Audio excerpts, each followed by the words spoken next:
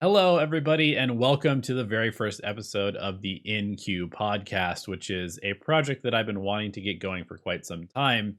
And basically, what this is going to be is a way for me to interact and get to know and learn from people who are doing interesting things and bringing interesting insight and perspective into the world of gaming and esports, and perhaps even beyond that, where I might be able to bring on some people who are involved in sports psychology and performance psychology. And who knows? Realistically, I just want to talk to interesting people and learn from them, and also provide you all, the viewers, with some interesting insight into various topics that are cool and developing spaces in our world today. So, the first guest that I'm bringing on is Ursinity. Some people might know him as Sam or Ursi. He is the host of the Fourth Spirit podcast, formerly known as Dot P or Defense of the Patients. He's been a podcaster, a Dota 2 podcaster for almost 8 years at this point, putting out about 1,000 episodes, and has been one of the most consistent and positive forces in the Dota community as far as content creators go. He's a very smart guy, a teacher, um, and somebody who works with kids on a regular basis to educate them and help them perform in school, and has also kind of translated some of that to helping Dota players get better at the game as well, as their podcast focuses kind of on a educational but casual perspective on the game. And so we had a really good conversation about sort of content creation, how to create good content, the pitfalls of becoming a content creator slash influencer in the space, and what that entails, as well as sort of like general philosophy on teaching and balancing gaming and life. And also, we got some interesting baseball talk at the end, since I'm a former baseball player and he's kind of a baseball nerd these days as well. But I hope you enjoyed the conversation. It was really nice to have Ursi on. And if you have not already subscribed to the channel, which probably most of you who are watching this are subscribed, but I appreciate you guys for supporting me as I continue my content journey. And I hope you guys enjoyed this conversation. So let's go ahead and get into the episode. I'm very happy to introduce everybody to Ursinity. Do you want me to call you Ursinity or Sam? Does it matter? Either's fine. Ursi is a lot of syllables, so Sam is Or fine, Ursi? Ursi is fine. I Cool. feel like maybe this is already like a deep cut in for an introduction, but I just kind of got stuck with the name Ursinity. It was like a placeholder name I used for like a Tumblr blog in 2012 because I had always changed my names and stuff like that. And I Mhm. used really generic names before. Like I was Mango for a long time. Like there's 1,000 people who do things on the internet named Mango. So I was like, oh, It's I need a true. new name. And my friend's like, "Oh, Ursinity," which is a dumb in joke that I will not explain. And so I kind of just got shackled to that name, 10 years ago, Sure. because I didn't plan on producing things where I would have to say that name and people would have to know that name. So that's why I've shortened it to Ursi because 2 syllables. It's simple. A lot of people True. think it means I went to like Ursuline College or whatever. It doesn't. It's just a bear thing. Um, That's I'm not fair. a Bears fan either. We're But we're yeah, getting a Ursi's little bit of fine. lore already, which is Yeah, great. I've told that story many times, and that's why I've told the full story by the name many times, and that's how I've learned that it's a bad story, and that's why I don't really tell it anymore because it's not that interesting. But Ursi's fine, Sam's fine. There's a lot of Sams. Like my True. Dota stack has like 5 Sams out of the 7 people. It's unreal how many Sams there are. So Ursi's fine. Cool. Well, so those of you who don't know, Ursi, you are a Dota podcaster, uh, hmm and a Dota player. You are a teacher as well. Is it middle school, high school? What grade do you teach?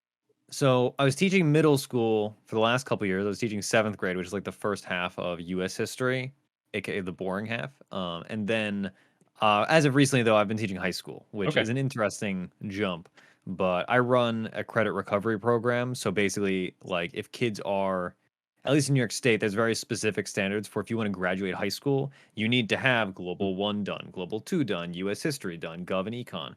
And so if, Johnny Jones is failing US history in 11th grade, he then would get pulled out of his U.S. history class and put into my program, and then we do like an intensive version of that for like 1 quarter or half the year, and that way, kids that are at risk of not graduating can then do like an intensive one-on-one program with me to get them the credits to graduate, hopefully. Okay. So that's what I do at a high school, and you can imagine the clientele I get, but I'm pretty successful, so it's Well, fun. I mean, that's it's probably pretty good training for Dota was probably pretty good training for that. And I kind of wanted to get Yeah. into that because it's actually really my pleasure to bring you on here because um you've been podcasting for like 6 7 years now, something like that, pretty close to that. Yeah. And you started off in a podcast called .p or Defense of the Patients, Mhm. um, which coincidentally I think I started listening to when I moved from Colorado to Oregon, where I live now, and I was looking for work, and so I was just doing a bunch of odd jobs. I was like building a fence, and I was kind of into Dota towards the end of the time that I was living in Colorado. I played Dota 1 and I was on and off with Dota during college and stuff like that, but I kind of had Mhm. stopped playing and was getting back into it and following the pro scene and just trying to consume as much Dota stuff as possible.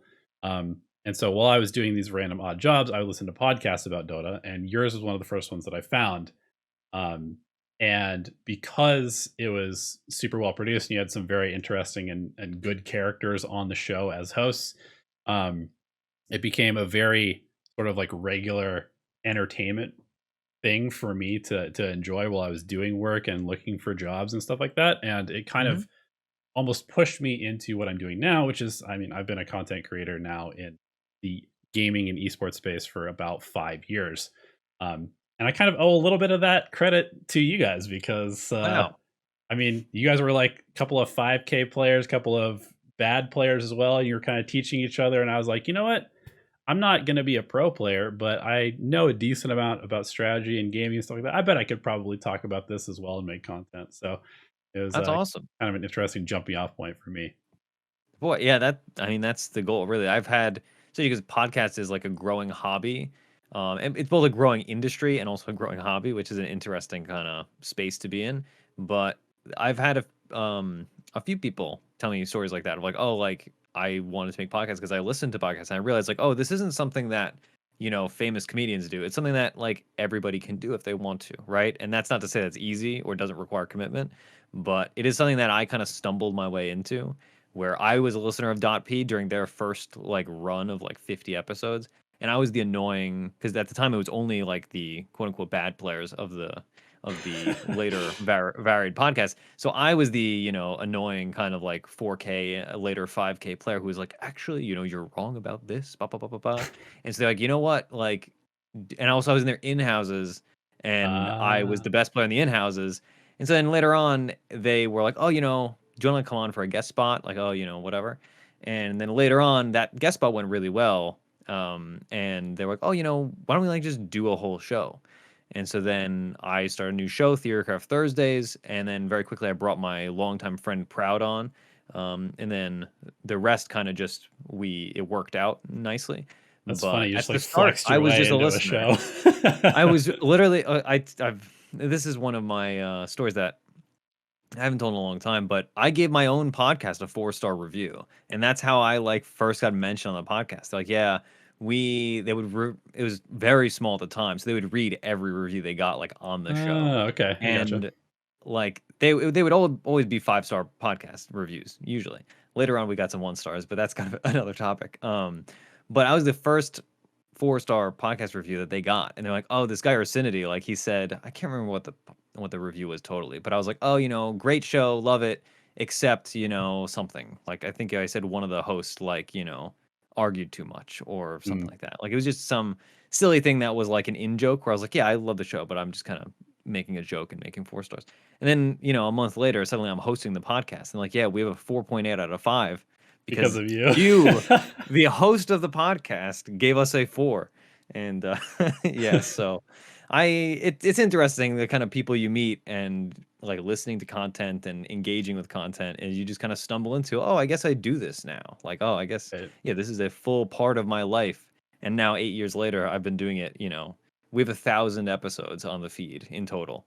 That is Which crazy. I mean, yeah, I've produced probably about 1,000 plus videos over several different channels, but I mean, 8 years of, I would say, it's a lot. almost 100% consistency. Like, maybe you're not doing one every week or 2 every week or whatever, but you're doing very, very consistent work to be able to put out that much content. And I kinda wanted Oh to yeah. dive into that a little bit. Like, what drew you to content creation outside of, kind of just falling into it? Like, why was this something that you, because not everybody can go on a show and have it go well enough to the point where they're like, "Hey, come back for more," and then suddenly Mhm. you're hosting the show, right? Because that obviously shows that you have some aptitude for communication already. So is that something that you, like, went to school for, or that you like doing already, or it kinda happened? Yeah, I mean, so like being a teacher, my job is to talk, right? And my job is also to engage people that don't really want to be there. So that naturally kind of parlayed itself into podcasting in some regards. Even when I first started, I was still in college and I had not entered a classroom yet at all. But I think when I first started, I was probably like a sophomore in college, and that was when I was thinking being a speechwriter. That was something that I pursued very Like political casually. speeches, or I mean, generally, yeah, but mm, speech writing in general more, I'm just kind of fascinated with speech and language and kind of how one can use certain words versus other words. And luckily, I didn't go into that because I think I would have lost my mind. But I've always been something that likes to talk about. I always did speech and debate when I was younger. It's something that obviously I really enjoy, and I like to think I'm pretty good at.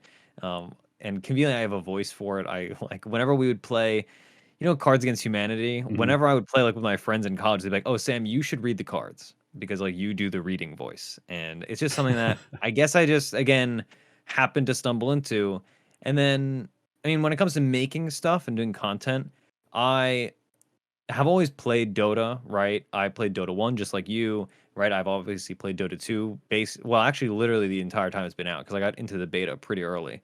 And I always wanted to engage with it on another level, right? So when this kind of opportunity fell into my lap, it was a natural thing to do, right? All right, I'm good at talking and I'm reasonably good at Dota, and these people want to do it with me. So it was very natural, right? I had friends already within Dota, so it was natural, and luckily Proud, who now does not do the podcast anymore because he doesn't really play Dota right now. But Proud and I already had an established dynamic, so we didn't have to go through some of the growing pains that certain podcasts have to. Um, Mhm.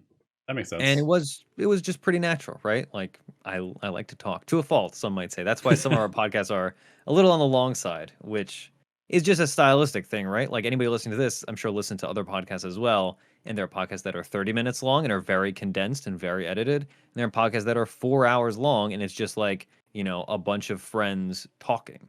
Right. And to each their own. So we try to hit somewhere in the middle where we are edited and focused, but we're not, 30 minutes in the morning, right? I Totally. am somebody that the big thing that got me into podcasts was at my old job, I it was an office job where I was just like sitting around grading baseball cards for 8 hours a day. So that meant I had 8 hours to listen to podcasts.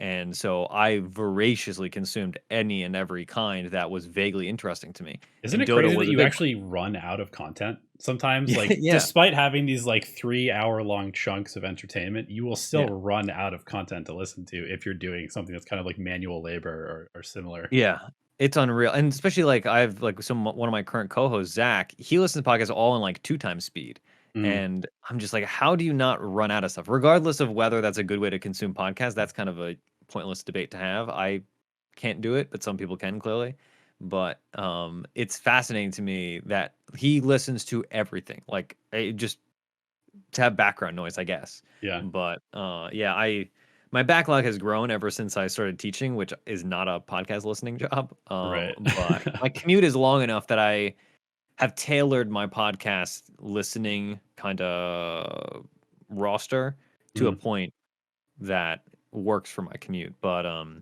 Do you have But yeah, any, no. like, specific shout out podcasts that you really Oh, enjoy on a regular basis? good question. Well, I will say I'm very good friends with the host of We Like Dota. That's kind of my regular Dota stack is the host of Fourth Spirit and the host of We Like Dota, and that Okay. we all play together.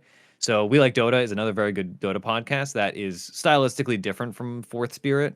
formerly .p. And so that podcast I'll recommend. And then being very into baseball recently, I like the John Boy Media podcast, right? They have Talking Baseball and Talking Yanks. Mhm. And then my favorite podcast is What a Time to Be Alive, which is a comedy podcast where they just kind of riff about like weird news stories, which is the honestly not a very original idea for a podcast, but they do it incredibly well. And it's very easy listening, Mhm. which is fun. Like, I don't have to think, right? When I'm commuting to work at 6 a.m., I don't want to listen to a podcast about politics or like, I don't want to listen to like true crime. I want to Right. listen to somebody talk about like, oh, this lady got lost in the ocean. Like, great, that's fun. And you have Sure. funny, like, they're actual comedians, not just a bunch of schmucks like me. So it's a very fun podcast. So that's my recommendation is What a Time to Be Alive. A really wonderful podcast. And good re-listening material too. Like you said, you run out of shows, so I've listened to like all of the Dollop probably 3 times now. I've listened Mhm. to all What a Time to Be Alive a couple times over. So yeah. Wow. Okay. Cool. Yeah. So, I mean, it kind of sounds like, and it's very interesting how this usually happens in life. I've noticed that you said that you knew you did debate stuff, and you kind of were already into the whole like speaking for a living to some Hmm. extent. Um, Not planning to do a Got a lot of podcast, I'm sure, opinions. like 10 years ago, but it just Yeah. like Mm, trained you to do it. And yeah. um, I definitely feel similar parallels where like, I when I wanted to do Dota content, it wasn't that I necessarily was like, I'm going to create a Dota channel that does this specifically. It was like, Yeah. I've played sports, I've coached sports, I like talking about strategy. I guess this kind of makes sense, right? And like a lot of the time, you just kind of Absolutely. accumulate skills through just general life experience that will then translate if you get a little bit creative on how you want to apply them to something that you're trying to do. Um, Absolutely. 100%. Yeah, I yeah. mean that's like especially when we talk about like making content, a lot of the best content is people taking a skill that is not a skill or like a wheelhouse, I guess we could say, and applying it somewhere that is unexpected or somewhere that that thing has not been applied to yet. So like Mhm. within Dota podcasting, for example, .p was pretty big, and still Fourth Spirit because we did a name change that maybe we'll get into later. Is still pretty big just because there weren't Dota podcasts at the time, Mhm. right? And even now there are a bunch, but there are not that many, right? Like if you look for a Dota podcast, we will come up pretty quickly, um, and there's a lot of advantage in that, right? So like with your case, right? If you're taking a novel approach to something, even if that thing is big and has a lot of content already, that novel approach kind of carves out a niche, and that's what you're looking for in content. So Yeah, that absolutely, that whole niche, like find a niche, that's such like a generic piece yeah, of advice that anyone who's making sort of like how to yeah. create content, how to become a content creator is like find your Oh, niche. But it's oh, it's real that because easy. there's literally like infinite niches because Yeah, even like you said, there have been kind of a blossoming of all sorts of Dota podcasts recently. It seems like yeah, everybody and their mom is now like, oh wait, I should be making more content because, and yeah. we can get into the state of esports content if we want we to, we definitely but can. but you're right. Like you guys were legitimately one of the first Dota podcasts, and you were certainly the best one at the time, in my opinion, where you had like a good mix of education, which is something that I was interested in. Like, and I don't mean education in a traditional sense, but like teaching people how to get better at the game, teaching people how to think about the game, but also entertainment. And even today, that still holds up because, you've got quite a few sort of like Dota or esports celebrity style people that now have podcasts, Yeah, but yours still stands out from those because it has maintained that identity of being kind of like a casual but also educational source of entertainment about this game that people are fanatically interested in. absolutely. I mean, we get this with sports too, right? So there's a lot of sports content on like ESPN, for example, from actual professional athletes who go super in depth, Mm, and it gets to a almost like nerdy point that some people like, and that's wonderful. But also, I like certain like baseball content specifically by pretty just like regular people that happen to know a lot, right? Because you get I don't want to say dumbed down is the wrong word for it, but um, it's a difference between listening to a podcast from somebody like me or Zach or Proud or you who are a good player, but not a professional, because a Mhm. professional has a different kind of lens, and a professional might not be good at the talking part, right? A professional is going to maybe assume that the listener has more knowledge than they actually do, right? On Fourth Spirit, Totally. we specifically tailor our podcast, especially Tuesday was called, or is slash was called Teach Me Tuesday, because one of our hosts, B Dub, is like a quote unquote average player, right? She's like 1800 MMR, 2000 MMR ish. And Mhm.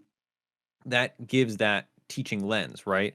And I think that's a skill, or I should say, an asset of ours for a long time. Is like we're very happy to admit there are thousands of players much better than us, but we make content for the average player, right? The average person who's improving to be a good player, right? Or the good player who just wants to be kind of mentally engaged in the theory crafting process. Right. We like have had opportunities to have like really good players on, and a lot of times we're like, we don't really want like an 8K player here to like lecture us. Like that's not what we're going for. We're going for a casual, fun approach that is still at the end of the day, you're going to learn something, right? We might be Right. dicking around for an hour and a half, but there is some kernel in the middle that's like, all right, but we're we're casually discussing, but there is a focus always, right? It's not just talking about our week in Dota. We always have segments prepared. We always have heroes prepared.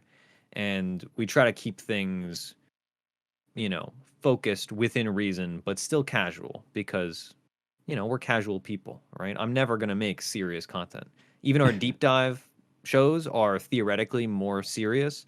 The deep dives are like an hour on one hero Mhm. specifically.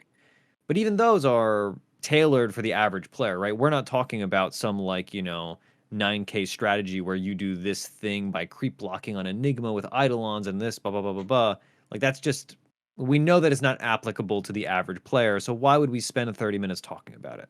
And That's always been our perspective. I think that's a pitfall that a lot of content creators fall into because realistically, in 100%. the content creation space, regardless of whether you're talking about gaming or finance or whatever, you have kind of two different types, right? There's the people that are trying to educate, and then there's the people that are just trying to entertain. And like it's Yeah. almost always one or two, one of those two things. And so, as somebody who's made mostly educational content, um, I definitely have fallen into that pitfall where it's like you're trying to give too much information because at the end of the day, most people are coming to content for some sort of distraction and there Yeah. will be some sort of looking for real information like if you're trying to fix your car and you google like how do I Yeah. replace my carburetor, then you want a very detailed step by step instruction. But for the most part when people go to youtube or on podcasting, it's to fill time or to create background noise or something like that. And so if you're trying to get too granular and too deep into some like Yeah. informationally dense topic, you're just going to lose people all the time anyway. And I've definitely done that where I'm like, I've got so much cool knowledge about this one thing that I really want to talk about. And I put it out and it does very poorly. And it makes Yeah. sense because it's like, 100%. it's like you can only flex your own knowledge so much before people are going to be Yeah. like, this person actually this knowledgeable? I don't Yeah. really care. I kind of just want to get like the basic level and move on with my life. Absolutely. I mean, it becomes a bit kind of like egomaniacal, right? Where some Mhm. people are just like, "Oh, I'm so smart. I need to like tell people how smart I am," right? And great, like I'm glad that you're 9K MMR. Wonderful. I will never do that. You're clearly 1,000 times better than me. Good job. But that person making a video, I will say I've definitely seen content and had content sent to me that is exactly what you're describing. Where it's just like, oh, this person is really smart, but this content is not usable. Like Right. nobody's learning anything from this. It's just like a clip show of like, oh wow, that person's really good at Pangolier. It's like, okay, great. Like I've learned nothing, right? Right. Or again, a stereotype that is not necessarily true of all pro player content, but a lot of pro player content is just so either dense or so much assumed knowledge that it is not usable, right? A big thing I've always set out when people ask me, "Oh, how do I get better at Dota?" One of my big guidelines, and this applies to everything, not just Dota, I would say, is focus on one thing at a time, right? You don't learn like mid game. That's not a Mhm. thing you learn, right? You learn itemization on TA, right? So if you're playing a game, you set one focus, you accomplish that one focus, and that's what your goal was. And then you reflect on that focus if you're really trying to improve, right? whenever I've done coaching in the past, I do the same thing. Right? I say, all right, The you're education background, it's like there's a yeah, reason that you actually go to school to learn to educate people, because there yeah, is a good way to do it. And I yeah, mean, I feel like when you have a game like Dota, or I've kind of had to re-experience a lot of these things now that I'm very into Valorant as well, which is kind of like hmm becoming a very complex game that is going to continue to get even more complex as they add more moving parts to it. oh yeah. I was Where watching some last night, and I was like, oh boy, this is very different than the beta I played, a year right, ago. yeah, and it's just going to continue to do that. And like I can see these people coming over from like CS or Overwatch or Call of Duty or Fortnite or whatever, and obviously all those games have their own complexities. But I'm like, these players have no idea what's going to happen in a year. Yeah, Where like there's going to be 70 different agents or characters to pick from, and they're all going to have their own unique interactions. And you can get kind of caught up approaching something like that where you want to learn about it, and you just kind of like dive in, and you dive into everything at the same time, yeah, and, and and it's it too much. Then you pick up nothing. and you just never get good, right? You can get like mediocre at a little bit of everything, but you're never going to become really good at something unless you take that sort of like measured approach and do step by step, early game, one character, one character in one particular situation, and then just kind Yeah, of like slowly build up your little base of knowledge. And then once you have really mastered one thing, then you can move on to the next thing. And I mean, like you said, it really just applies to anything. Like you want to yeah, learn guitar, you want to become an artist, you want to become a podcaster, you want to learn how to do stock trading. It's like you can't just dive into the whole thing and be like, I'm going to learn everything there is to learn about this. It's like yeah. you're never going to get good at anything like that. Yeah, it's like an adult mentality to learning, right? I feel like as a Mhm. kid, especially being like I'm a history teacher professionally and I like history, you don't just learn American history, right? You learn this section and then that section and then Mhm. another section, right? If you're learning chess, yeah, you don't just learn openings. You say, all right, I'm going to learn this opening. I'm going to refine this opening against this opponent opening, right? And then you Right. spend a month on that one opening, right? So it is again, like I said, I think it's a more mature way to learn. Whereas as a kid, I remember I'm trying to think what it was, but as a kid, I remember going to the library and be like, I'm going to learn about sea monsters because I was really into like cryptids as a kid. To a fault, I had, like a lifelong irrational fear of Bigfoot because I, as a kid, just like consumed only Bigfoot material for like a year. Okay. And even now, as an adult, I'll be like in the woods in like upstate New York, like with friends, and I'm like, there's some kernel in the back of my mind that's just like, you might get murdered by a huge man-like monkey. Have you ever But been to the Pacific Northwest? Because I mean, these forests out here are yeah, some real kind of land filled before time filled with stuff. Sasquatches. But yeah, as a kid, I was like, "Oh, no, I'm gonna learn everything about, sea monsters." So then I would learn all of them at once and then learn nothing. Like, I'm sure everybody who has been to school has like had to read a book and then realize that they've learned nothing from reading that book, because they read 300 pages instead of focusing on a chapter and then another chapter. Totally. So yeah, absolutely. And not everyone wants to get better at games, which I think is another important thing when it comes to content creation to acknowledge, Oh my god, I right? know. Like that's a big thing on Fourth Spirit. Like I was actually in our Discord, which is good if you're into Dota, discord.gg/fourth. We had a Put big that plug conversation the out. other day. Yeah, we had a big conversation the other day where somebody was like, "Oh, I was really motivated by doing the all hero challenge when I first came back. I finished it. Now I'm looking for something else to do. I'm not really motivated. Like, what do I do?" And so and they were saying one of their caveats was like, I'm not getting better. And so one of my first questions, which is a question I've asked a lot of people, even people I coach, which is maybe not best for my finances, being that they pay me to make them good. But I've told them, like, do you actually want to be better? Like, you don't have to be better. You can just Mhm. play the game, right? And I think in certain things, especially a competitive game like Valorant or like Dota or CS:GO or anything with MMR, people feel pressured, to be like, oh, well, I'm investing all this time. I must get better at it. But most of the happiest people I know, as far as like video game players, are very content with how they are. Or like, I know I'm very content with where I am skill level wise, Mhm. and I'm not gonna drive myself crazy, like trying to grind MMR and improve, right? I'm always getting better, but I just know that about myself, right? And that's not true of everybody. But I think some people maybe need to learn that lesson a little bit, where they are not enjoying a game that is ultimately supposed to be fun because they spend too much time thinking about, oh, I need to get better. I need to min max. It's like, no. What if you didn't? Like, what if you Right. just had fun? Like, you could just pick Death Prophet. Who Yeah. cares? Like, just play the game, right? You don't need to think, oh, Death Prophet, what if I start with a Quelling Blade? How will I stack creep camps with that Quelling Blade if I cut these trees? Oh, but they respawn at 4 minutes. And oh, okay, but then I'm going to miss my rune. If I miss my rune, then I'm going to lose the mid match against these heroes, but not these heroes. It's like, calm down. We don't need this. Play Dota. Just Right. enjoy the game, right? Yeah. I And mean, that establishes burnout and like all that kind of stuff. I've definitely been that person before who is too, and still am on a Yeah. regular basis, depending on what I'm into. These days, it's not so much Dota. I feel like I've finally kind of kicked that habit of trying to take it too seriously. Me too. Um, but it is interesting, and especially maybe you can speak on this a little bit. But I found that as I was becoming more and more involved as a content creator in Dota, I felt more and more pressure to be Oh yeah, good at the game and be knowledgeable about it. And that made me take for it way sure. more seriously and enjoy the game way less. And so I kind of wanted to get your thoughts on taking something like a hobby and turning it into a job. I mean, were you ever like trying to go full time podcasting in Dota? Was that something that crossed your mind, and how did that affect like your mentality in the game about the game? And was that kind of a factor in not doing it? Because obviously you have a full time career outside of the hobbyist Dota Yeah. podcast. Boy, Donnie, you're such a professional. That was like the best segue I've heard in a long time.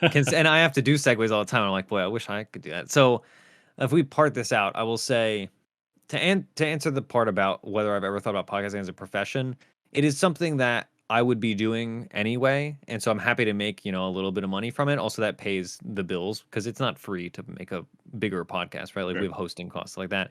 But there were times where within .p especially, because that was a bit more business focused. Fourth Spirit post rebrand and management change, we are much more clearly casual, and our goal has never been to be professional podcasters. And I only was able to make that change once I saw what the reality of being a professional podcaster, or even for that matter, a professional content creator would be like, or working in esports, right? So in .p days, when we were fairly large at one point, we had opportunities to go and cast at LAN events, Hmm. and we kind of it didn't work out. And part of it was that I wasn't like I saw the reality of what being a Dota caster would be, or what being a Dota esports person would be. And I acknowledge that for some people that's right, and for some people that's awesome. I'm not one of those people, right? Like I like the stability of being a teacher, Hmm. right? But I love the content creation part, so it's a fun secondary hobby, right? And if I happen to make a little money, wonderful, right? But it's ultimately just a thing that I like. So I've thought about it, but then I was very quickly kind of once I combed through my Rolodex of experiences working with different people that are more esports focused, and once I started, like, I had to negotiate contracts once, and I was like, I never want to do this ever again. Like, I don't Hmm. want to have to talk to an advertiser and like nickel and dime them for an extra $1 per million, per thousand views. Like that sucks. That's not fun, right? Like it Right. it does, like you said, Donnie, it sucks some of the fun out of the content creation process. We're like, oh, this is my job now. Like, oh, I have to like do this or I can't eat, right? Like Right. the thought of that is enough to kick me out. And some people have that hustle mentality that I just don't have, and more power to them. But I like it's just not for me. Um, to get to the other part of your question, though, I definitely like. I think anybody who works in content has had that problem that you're describing, right? Where you make content that is educational, or even if you just make content in general, there's always some You just person never who's want to going to be be critical. ill-informed about something that you're talking about, Yes, even if it that's is a big one. purely for entertainment. Yeah. Yeah. I think there's a really good, maybe this is more for Dota people, but this reference, but Kip's pull, I think that's how you pronounce her name. She's Mhm. been like a stats person and a coach for a lot of like pro Dota teams, and she's very smart about Dota. She does a very good job. I mean, I'm not a super big pro Dota person to be perfectly honest, but I know her teams tend to do well, and she always has very interesting and like well, extremely well strategized and thought out takes. But she's not like a high more player at all, Right. and she gets a lot of flack for that from people that do not kind of acknowledge the there's not a direct comparison between your badge or your MMR and your skill level. There's a general comparison, but there's so many other factors, right? And so if Kipsbull was spending, 15 hours of her day grinding solo queue games, she would not have 15 hours a day to research and provide stats-based content or coaching True. to the pro players that she coaches, who clearly they trust her. Like these 8K players are not being tricked by some mischievous 3K player. They're True. like, oh no, this person's really smart, and we're gonna pay them because they're really smart and they know and they're gonna make us better. So, but yeah, I will say I've fallen into that trap as well, where like I made it. I've been like a 4K and mid 4K and into 5K player the whole time. Mhm. And anytime I've ever fallen below 4K during a recalibration, I've always made a point to push back up because I know I can climb MMR, but I've hit a like reasonable cap in terms of how I enjoy the game, how I want to enjoy the game, the content I want to make. But when I was new, it was a big deal for me. Where in my like first year of podcasting, I made like a whole big climb to 5K. I was driving myself crazy, like, both making content, but also like climbing. That way, my content was acknowledged by the masses because Okay. I didn't want to have some Reddit thread that's like, oh, these .p weirdos. Oh, they give us all these advice, but it's advice that only applies to their Guardian players. Or at the time, it was all numbers. It's like, oh, these 3K scrubs. When Kipsbull again, she made content recently, and she had a whole thread on Twitter about it that was really insightful, where she's saying like, well, people were criticizing the content I made because it was focused at making 2K players better, but like they were saying, oh well, you should make you should make higher level content. She's like, yeah, well, most people are 2K level players. Right. Why would I make content for 6K players? They're already good enough. Like, there's not a lot of those, and they're not searching out my videos. Um, so yeah, I think once I stopped caring about my MMR and I stopped like, especially now that I'm more casual about it and not business minded, I'm like, yeah, if you don't want to listen to my podcast, fine. Like, I don't care. Like, this is my hobby. I do this for fun. And like, I think I'm right. I always, like you said, I would never misinform people intentionally. And we always are looking at stats and doing the math and stuff like that. But we say wrong things, right? Because like we're people, right? We have other things to do. Yeah. Um, so Totally. yeah, it's a balance. It's a balancing act, but you can definitely fall down like you said, the pitfall of making your content worse because you are thinking of secondary things. When at the end of the day, what's important is good content. Yeah. And perhaps even just to circle it all the way back, just enjoying the process of making the content Yeah, because absolutely. I kind of do want to jump off a little bit into burnout as well because that's something that I've dealt with and it's a very prevalent topic in kind of just esports Oh in yeah. general these days. And as somebody who's been doing content consistently for what you said like 8 years now, I mean, I'm sure there were probably some periods of time where maybe it's and when I was doing Dota Alchemy with Jenkins, there were definitely periods of time where both of us would have a massive downswing of just loss after loss after loss Yep. after loss. Like, oh, I don't want to And do this. Yeah, this you're sucks. like, This is not fun. this sucks. I suck. How can I make content if I suck? Nobody's gonna want to watch that. Oh yeah. And that inevitably is going to lead to burnout because then you're grinding even harder to like get back to where you feel like you are good enough to talk about the subject. So have you experienced burnout at various points in this 8 year career of podcasting? And if so, how did you deal with, I don't know, whether it's like reigniting the creative fire or just like finding the Mhm. fun in creating something again? It's definitely Yeah, something that is very tough and very prevalent to do. absolutely. Yeah, I think if you're not experiencing burnout, that something is wrong. Like that's weird, right? Like everybody over a course of years and years of doing stuff has to experience some kind of burnout, right? Whether it's in your profession or in your hobby, you're going to hit pitfalls, to keep using that term, where you have to kind of pass a test. I don't know. There's some metaphor here that I can't quite think of. But I mean, like I've had burnout for sure, right? And content was a motivator for me where I knew one of the big things I've said many times and is very true of me is there were times where I was only playing Dota for the podcast, right? Mhm. Because I knew I couldn't record a podcast without playing Dota. But I knew that if I don't put out a Thursday show, let's just say 1,000 people are not going to have a good commute that morning because 1,000 people are expecting that an hour-ish long show talking about Dota, having fun, making jokes is going to come out. So if that show doesn't come out, or if that show comes out and it's overly negative, or if it's overly boring, or whatever, then those 1,000 people are going to have like a bad commute and a bad work day potentially, right? And so That's that an was always a big interesting way to look motivator at for it. me was just, because again, as a podcast listener, like there are certain podcasts I listen to where they'd have a bad episode where it's clear that like, oh, these guys are not enjoying recording this. Mm. And it's like a bummer. It's not cool, right? Especially there's everybody kind of loves to throw around the terms like parasocial relationship and stuff like that. But there is a closeness that you get between content and the consumer where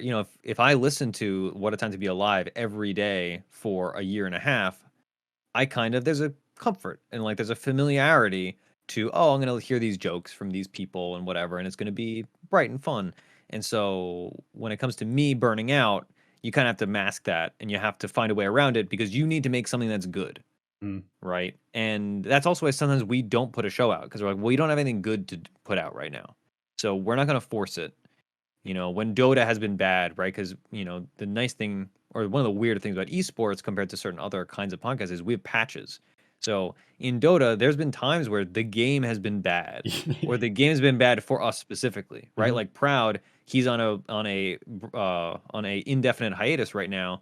And he's still on casual shows and obviously like I still hang out with Proud all the time, but he's not doing Dota podcasts because they ruined Lone Druid and they being Ice Frog and like the balancing. And he's like, well, he's a carry player. Carry sucks right now to play. Like it's a really punishing position. And his favorite hero that he like literally helped design. Like Valve like asked him questions and like used his input to modify the hero, Oh which wow, is I what they didn't do with realize everything. that. That's cool. Yeah.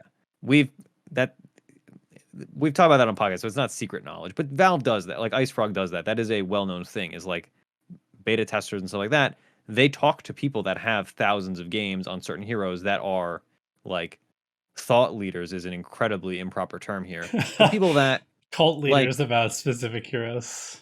yeah, well, like, because Proud is known as like a lone druid guy, right? He ran at the time one of the bigger Dota 2 podcasts, and he was known as the LD guy. Mm. And so they like just gutted that hero and made it really different in ways that he did not like. And so that killed his motivation to play the game and therefore do the podcast eventually because he knows he's like, I can't be disingenuous and record a podcast about a game that I'm not playing and not enjoying. Yep. And so we would have weeks where like, if you're not enjoying the game, I'm not enjoying the game. Why would we put out some negative show? So then we'd either like put out some riff show where we just kind of hung out and talked about Dota more generally, or maybe we'd answer some weird listener questions that are just kind of goofy, or we just not put out a show. Yeah. Right. Because you don't want to, you know, like I said, you don't want to put out something bad or something that's lazy. Right. And when we talk about content creation, that's, I think, a hard thing for a lot of people that are newer to content creation do.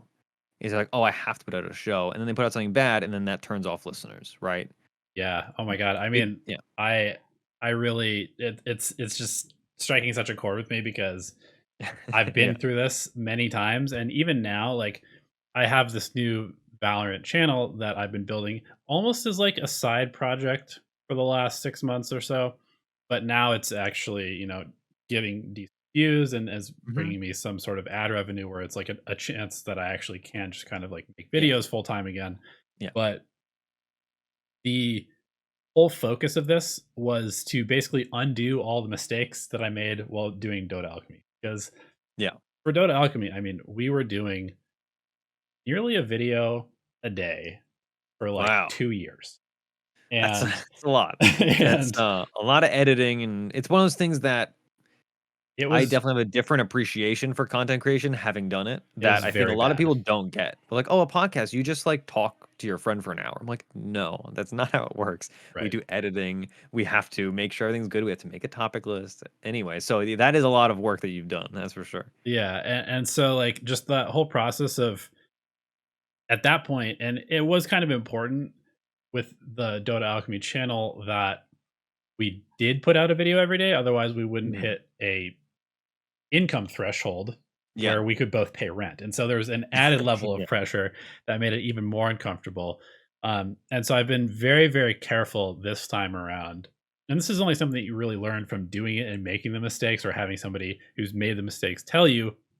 And even then, you probably still won't actually grasp it until you've Yeah. experienced it Until you yourself. do it. But now I only make videos about things that I think are very interesting to a general audience, and I only make videos when I feel an inspiration to talk about something at a level that is going to be engaging. And right now, I'm kind of in a creative slump personally, where I was putting out a video or 2 videos a week, and it was pretty easy to do that Mhm. because there was a lot to talk about and I was learning a lot. But recently, I just haven't been as interested in making content. And still, there's this very strong part of me that's like, "What are you doing? Like, Yeah, you're you not need making to. Yeah. money because you didn't make content today. Like, you have to get out there and you have to just force yourself to be creative." But it's almost impossible to do that. Like, there's Yeah. definitely steps you can take to kind of like, release some creative juices, but ultimately, if you're not passionate about what you're creating, it's going to be very difficult to make it as good as you need it to be satisfying for you. And if you're not satisfied with what you're putting out, then you're never going to continue to put out stuff. And that's definitely one of the Oh, yeah. biggest leading causes of stuff like burnout. Yeah, I mean, there's one of the other big like lessons that I've learned and taken to heart, and something that I apply to all the content we make, and something that I've told other people because occasionally I'll get people that are like, "Oh, Ursi, I'm thinking of starting a podcast. Like, can I chat with you for an hour about it?" And one of the big things I always say is, you never know what episode is going to be somebody's first episode. And so when it comes to making a video or making content, you want to make all your content at least at a like median level of good, Mhm. right? Because you don't know if that's somebody's first exposure to you, right? And if especially if you're doing it for like income and profession, that really applies. But even with my casual show, we have certain rules, not rules, more like guidelines for our content that we think like, all right, we try not to make any content that's too divisive or too kind of like derogatory towards like Zeus players. Like I kind of rag on Zeus players all the time. But if somebody's first episode is me talking about how they're a skillless idiot, Mhm. then they're like, "Oh right, well this guy sucks, and I'm never gonna listen to it." Same thing with like I used to when I would play Dota for a long time. I'm kind of notorious for changing my in-game name all the time. It's a superstition I have. Much like I mean, you as a baseball players have all kinds of crazy superstitions. Oh yeah. Many fun. The Diamondbacks were on a 22 game road losing streak, and they were just putting more hats on with every losing game. And like, yeah, eventually it's going to be like a totem that's going to get us to win.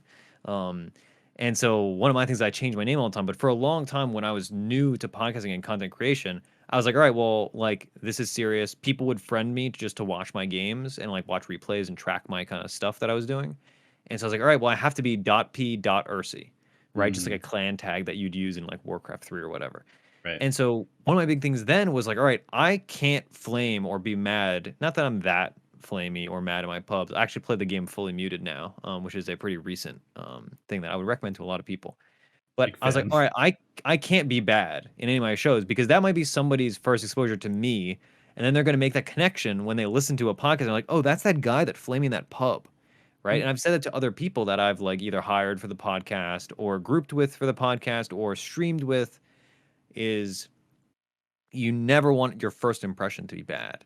So to circle back to the tangent I led is when you make content, it's super hard to make all your content at least a baseline of good, and it definitely burns people out. And that's why a lot of you I'm sure having made a lot of content see this all the time, and we see this a lot in Dota.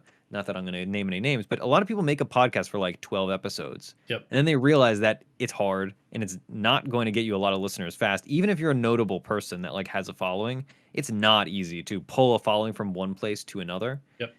And then they leave them, right? Like, I mean, maybe I will name one name. PPD has had like 8 different Dota podcasts. Every single one has lasted like 20 episodes, if that, and then ended, right? Five is probably a better Yeah, estimate, to be yeah. honest. I was being far be it from me to be charitable to PPD, who is just the worst. But there are a bunch of different people that did that, and part of it is because it is a lot of work, right? Part of it because they're busy, right? Capitalist is something that I think is one of the better Dota people when it comes to content creation and social media presence, stuff like that. I think he's very engaging. whether or not you like him personally. Like he does a lot of stuff, and he is like a good variety to his skill set and the content that he produces. But he also has had like 3 different Dota podcasts, Mhm. and there are a lot of secondary things that go into it, but yeah, like it's very easy to see, like if you just scroll through iTunes, if you look up anything, you will see tons of podcasts that are like, oh, last updated August 2018, Yep. last updated, June 2015, right? Like, oh, great, these people haven't made something in a while, right? And then you instantly don't listen to that because like, well, why would I listen? They don't do this anymore.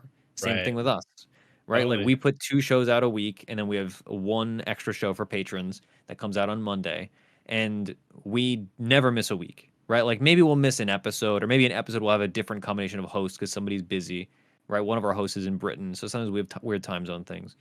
But outside of one like month-long scenario where we literally couldn't podcast because of contract problems when we were doing a rebrand, um, we've never had a week that hasn't had some kind of show on it, right? And that's a huge commitment. Like that's a Yeah. lot. It's a I lot mean, of stuff. it So, really is, and like you said, I kind of wanted to get a little bit deeper into just the kind of relationship that you have with your listeners or your viewers, your consumers, mhm. whatever it is, because and you threw out the word parasocial, and that's just it's kind of like a buzzword these days. It's a buzzword, yeah. It's But like one of those words that is meaningful, and yet people kind of use it in situations so much so that it has lost its meaning. Like gaslighting, that's another yeah, one. Like, oh, this is a word that means something. It right, doesn't just mean lying, but people keep using it to mean lying, and now it means nothing. Like it's useless exactly, in the actual context of its use because people just throw it around. Yeah. yeah, Anyway, yeah. yeah. Anyway, the word of the day is parasocial relationship. Parasocial No. relationship. Yeah. It's But it is interesting, and because you like what you were talking about with not wanting to give people a bad impression. I mean, I definitely have had because I tend to get a little bit more toxic, or especially in the past. I've oh yeah, as a definitely, competitive person, like, I've de- it happens. yeah, it happens. I've definitely had people be like, "I'm not going to watch your content anymore because I've had you in my pub and I did Yeah. not like you in my pub." And like, Yeah. that is, your I prerogative. I totally get it. But this relationship that you have with your viewers is a very interesting thing because, um, I will can I time in for a quarter of a second just to tell yeah, the quickest absolutely, story? absolutely, Again, I try my best not to flame that much, but it happens, right? Like it's in Dota or in sports, right? Like yesterday, I wanted to tweet the meanest things I've ever wanted to tweet watching the Angels Yankees game, but like I held back just barely because nobody on my feed cares about it other than like you and one person.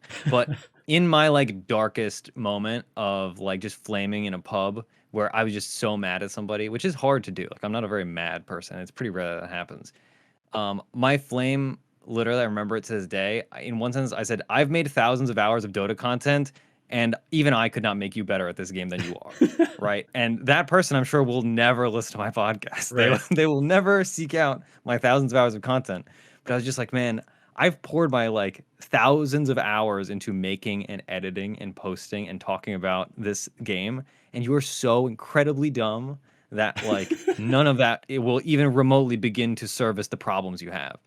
And yeah, so that again, that's why I play with my going full mute. So I don't even have the opportunities to flame That's anymore. But I mean, that's a good way to be. I feel like that if you're one of those people that is inclined to get upset in games, if you just mute all oh, communication, it's so unbind your so mic button so you can't talk, unbind or mute everybody else's, yeah.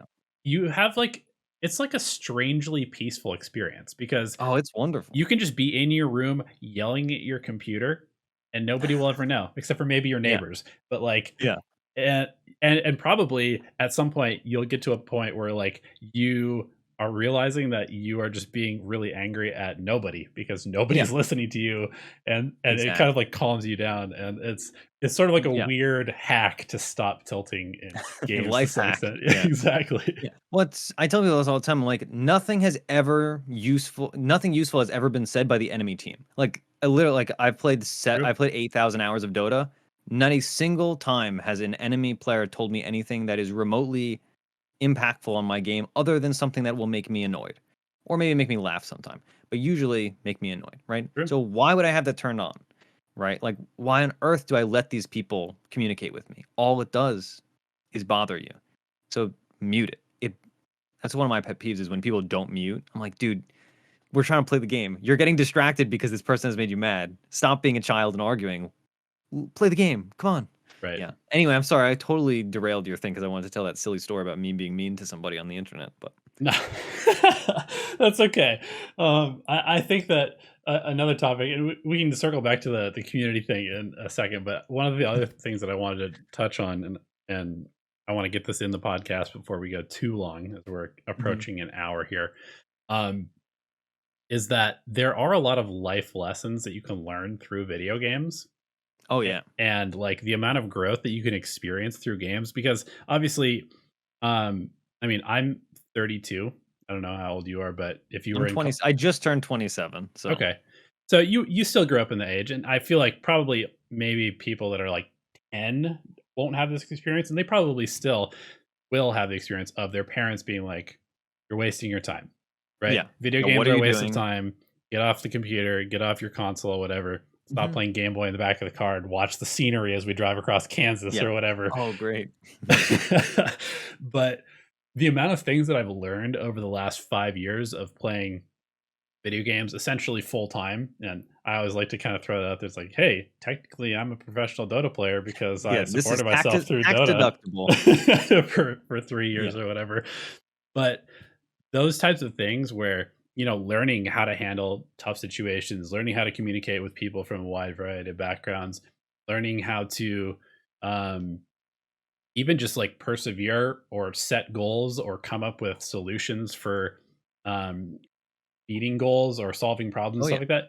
There's a huge variety of things that you can learn through just playing games. And you know Oh yeah. from the education space, 100%. I'm sure that gamification is like a huge thing that is kind of pushed at this point, and especially when teaching younger kids.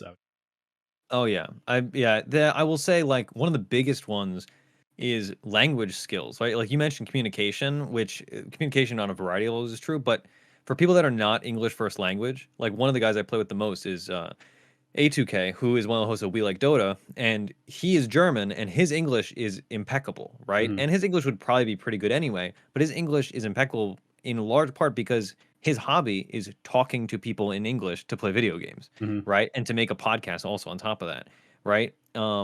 And that is a like what's the word I'm looking for?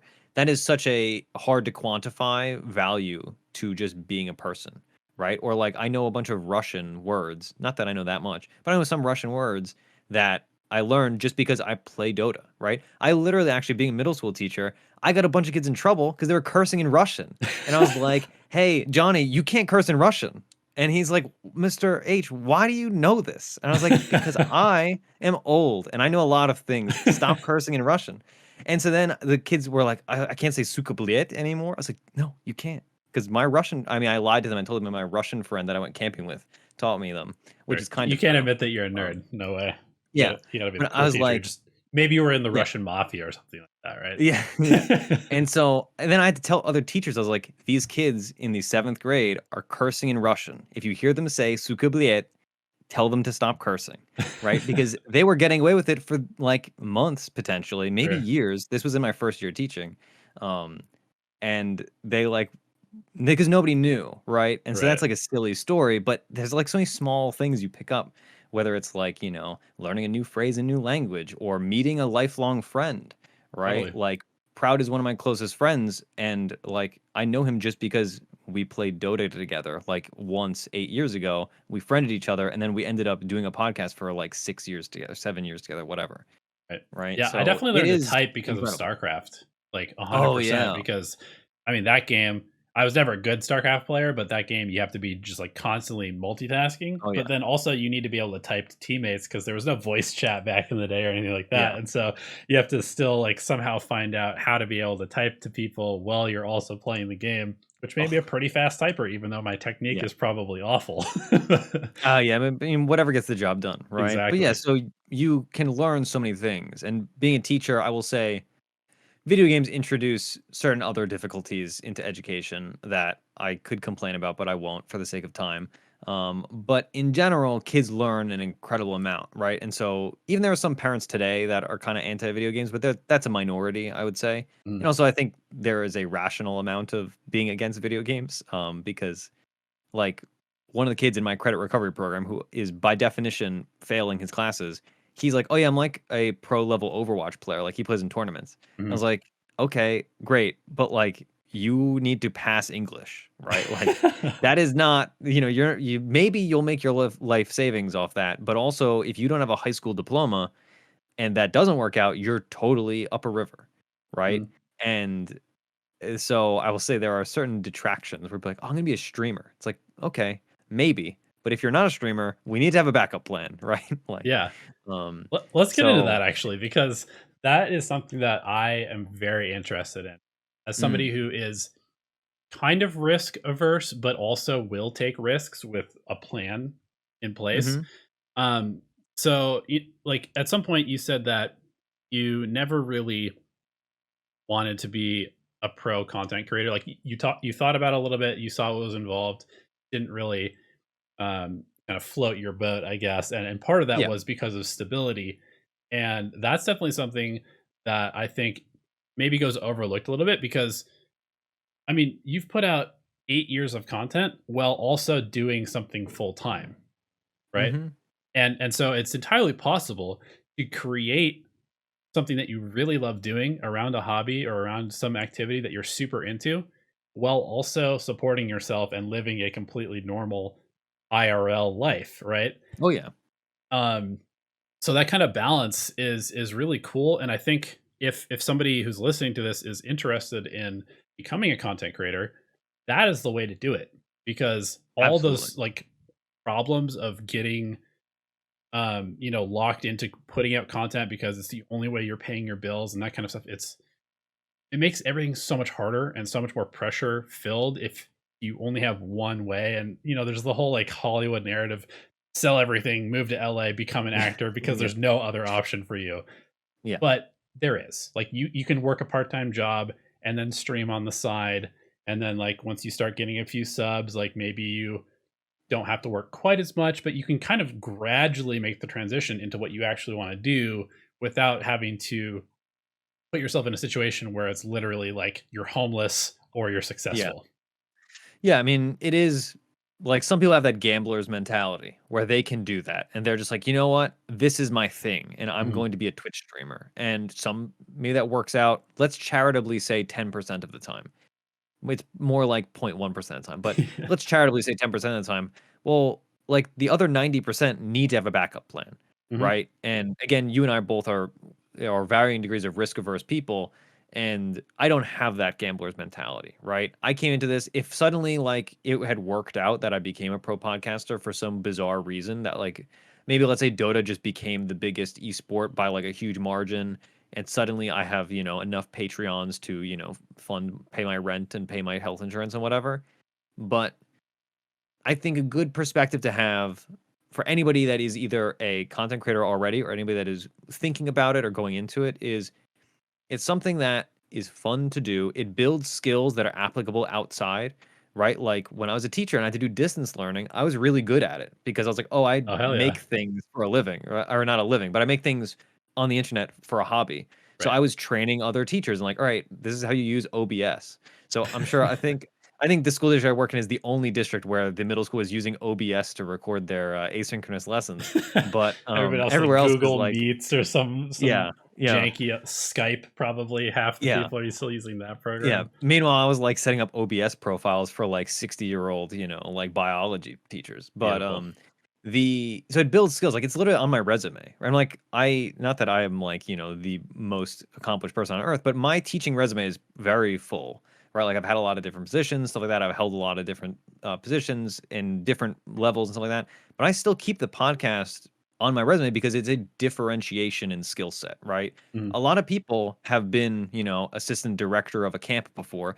Not a lot of people that are applying for a so and so teaching job have made content for thousands of people and like organized live events and, done professional audio editing, Mhm. right? And so I will say for anybody thinking about it is A, just do it, which is the advice everybody gives, and it's lazy advice, but it's true. just make stuff, right? And maybe it gets noticed, maybe it doesn't, right? Like I think it took a year for .p originally to hit 100 average listeners per episode. But Wow. then after that, you had a lot of growth and stuff like that. But you had to keep kicking at it. That's not a phrase. You had to keep going at it for a year until you hit that point, and then eventually at that point, and everything's peachy keen. But that's why a lot of people stop after 4 months, because at 4 months they have 20 people, and they're like, "Oh, well, I expected thousands of people would be listening to me." It's like, no. That also gets into like people don't really realize the reality of what listenership is like. Mhm. Something like I mean, you I'm sure have thought of looked into this before, Donnie, but the statistics are nuts. When you look at I think if you're getting more than 130 listens per episode, you're already in the 90th percentile of podcast. It's something like that. It might actually be like 95th percentile, right? The That's average person surprising. does not realize that Right. because they think, oh, everything is huge, and also because it's very, as a medium, it is incredibly opaque, right? Right. Like nobody knows how many listens most podcasts get. Yeah, Um, now that I think about it, like yeah, Spotify, they don't list how many. definitely Like not. that's why YouTube is kind of interesting in that regard, where like it'll have a view count, but Yeah, a even lot of that's a little times, misleading though. right, and a lot of times, like you'll have a YouTube view count that's very low on a podcast, but the actual podcast, just the audio, is Yeah. massive, and I, like I we get you'll never comments know. like that sometimes. Not that our podcast is massive, but our podcast is definitely bigger than our YouTube videos that have like 22 views. But the Mhm. way that we post things, they get posted to YouTube and to Spotify, et cetera, et cetera, et cetera. So occasionally I'll get a YouTube comment that I'll read and it's like, man, I wish you guys were more popular. I'm like, yeah, we are. Like, don't worry about us. Like, because nobody listens to podcasts on YouTube, at least for our listenership. Mm. Partially because we don't do a video component. We have in the past. It's a lot of hassle. More power. Like you're obviously doing it. I I don't do it. Also because my computer sucks and like it would explode if I tried to edit the video. But yeah, because our YouTube kind get like 16 views. It's like, well, actually, like the podcast got like a few thousand people listening to it. Mhm. You just are one of the 16 who watched on YouTube. Right. Um, and so I get such a kick out of those contents because those comments because it's so just like, oh, actually, like this person has no conceptual understanding of how this works. Right. Um, although some podcasts are exclusively to YouTube or some are exclusively to Twitch, which if you're maybe this is a piece of advice for a potential content creator. If you're making a podcast, don't do it on Twitch. That's dumb. It like might sound like a good plan for you and your buddies. It's not. It's really, really self-defeating. I could go into more detail, but I won't. Like, don't Yeah. do podcasts on Twitch. It may be a nice secondary thing, but I would say it's actively negative to do a podcast on Twitch for a variety of reasons. Yeah. I mean, if we want to go a little bit more technical on that, like Twitch deletes your VODs. Like there's Mm-hmm. basically nothing you can do about it. You can kind of set them as like highlights or whatever. I don't know. I don't really use Twitch anymore. Yeah. And you Um, can record them from like you could be recording OBS and simultaneously. streaming One at the other same time. Or you and could just like stream directly to YouTube where it stays forever, yeah. or And you could even just record then normally and then edit and then upload. Like there's a yeah. lot of different options. There's options, and also like if you are doing a podcast, most of your listenership is not going to be live. So if Yeah, you're interacting with the live audience, that's making the podcast worse for the majority of people. true. That's a big one that people don't think about, I think, because they're used to Twitch culture and whatever. But yeah, that's a really quick piece of very key advice, I think, for the potential podcast listener.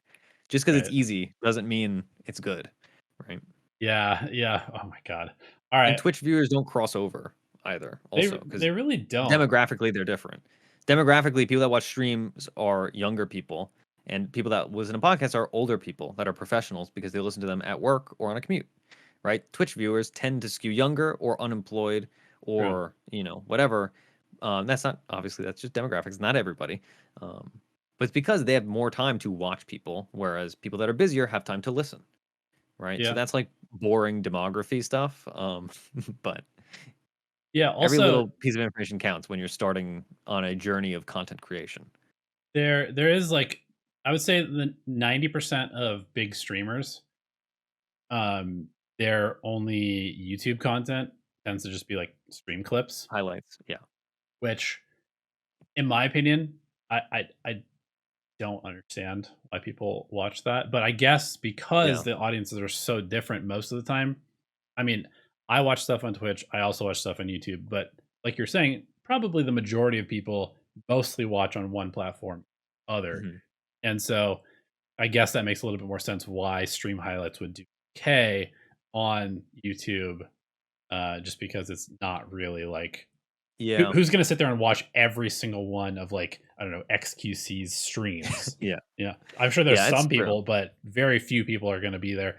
Oh, every day, got to tune into XQC. Yep. It's like no, Gotta see my I'm just gonna guy. see what ridiculous thing he did today in two Yeah. minutes on YouTube, curated It's for me. true. I think part of it is that as a content person, it's easy content to make, right? Like if you're XQC and you're making, let's say, $1 million a year, he makes a lot more than that. Let's Yeah, just say he makes $1 million a year. If he can pay somebody 50 grand to be his video editor, he doesn't have to make any new content for that person. That person's job is just to skim highlights and compile them and then put them up on YouTube.